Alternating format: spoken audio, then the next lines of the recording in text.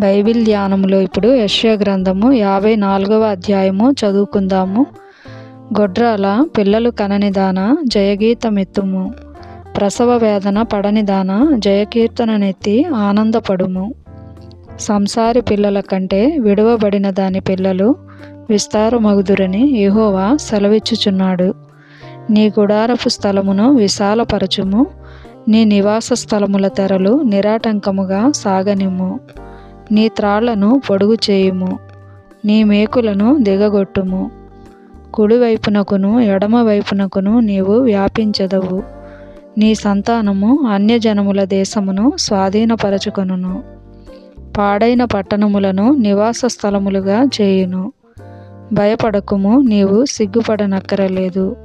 అవమానమును తలంచకుము, నీవు లజ్జపడనక్కరలేదు. నీవు నీ బాల్యకాలపు సిగ్గును మరచుదువు. నీ వైధవ్యపు నిందను ఇక మీదట జ్ఞాపకము చేసుకొనవు. నిన్ను సృష్టించినవాడు నీకు భర్తయ్య ఉన్నాడు. సైన్యములకు అధిపతియగు యెహోవా అని ఆయనకు పేరు. ఇశ్రాయేలు యొక్క పరిశుద్ధ దేవుడు నీకు విమోచకుడు. సర్వలోకమునకు దేవుడని ఆయనకు పేరు. నీ దేవుడు ఈ మాట సెలవిచ్చుచున్నాడు. విడువబడి దుఃఖాక్రాంతురాలైన భార్యను పురుషుడు రప్పించినట్లును, తృణీకరింపబడిన యవనపు భార్యను పురుషుడు రప్పించినట్లును యెహోవా నిన్ను పిలుచుచున్నాడు.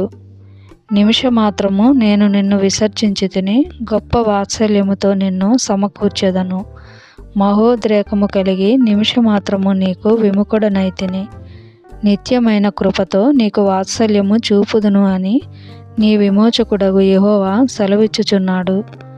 నోవాహు కాలమున జలప్రళయమును గూర్చి నేను చేసినట్లు చేయుదును. జలములు భూమి మీదికి ఇకను పొర్లుచూ రావని నోవాహు కాలమున నేను ఒట్టు పెట్టుకొనినట్లు నీ మీద కోపముగా నుండననియు నిన్ను గద్దింపననియు నేను ఒట్టు పెట్టుకొని ఉన్నాను. పర్వతములు తొలగిపోయినను, మెట్టలు తత్తరిల్లినను నా కృప నిన్ను విడిచిపోదు.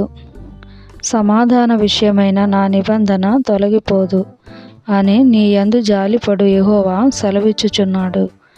ప్రయాసపడి గాలివాన చేత కొట్టబడి ఆదరణ లేక యున్నదానా, నేను నీలాంజనములతో నీ కట్టడమును కట్టుదును, నీలములతో నీ పునాదులను వేయుదును.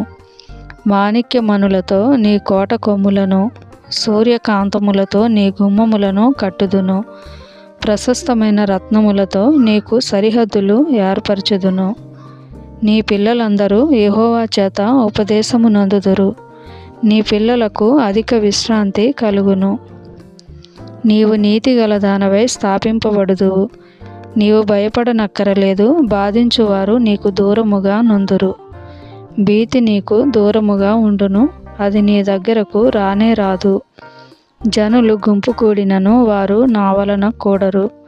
నీకు విరోధముగా గుంపు కూడువారు నీ పక్షపు వారగుదురు. ఆలకించుము, నిప్పులూది తన వృత్తికి తగినట్టుగా పనిముట్టు చేయు కమ్మరిని సృజించువాడను నేనే. నాశనము చేయుటకై పాడు చేయువాని సృజించువాడను నేనే. నీకు విరోధముగా రూపింపబడిన ఏ ఆయుధమును వర్తిల్లదు. న్యాయ విమర్శలో నీకు దోషారోపణ చేయు ప్రతివానికి నీవు నేరస్థాపన చేసెదవు. యెహోవా యొక్క సేవకుల నీతి నా వలన కలుగుచున్నది. ఇది వారి స్వాస్థ్యము. ఇదే యెహోవా వాక్కు. Thank you for watching. Please like, share and subscribe.